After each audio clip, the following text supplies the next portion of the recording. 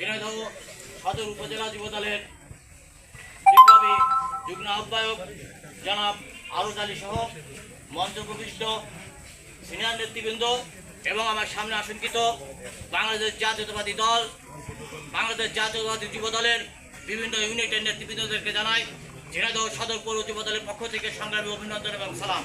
আসসালামু আলাইকুম।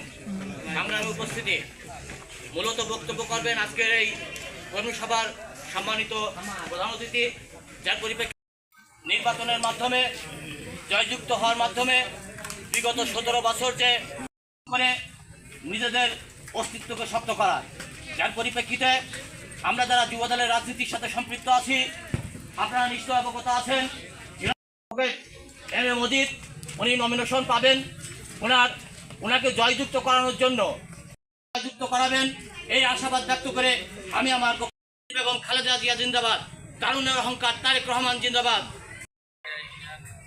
6 ও 3 নম্বর ওয়ার্ড কর্তৃক আয়োজিত আজকের এই কর্মী সভার সম্মানিত সভাপতি, প্রধান অতিথি, বিশেষ অতিথি সহ আজকে এই 3 ও 6 নম্বর একটি ছাত্র আন্দোলনের মাধ্যম দিয়ে যে নতুন সূর্যের উদয় হচ্ছে, দেখে সত্যিই খুব ভালো লাগছে।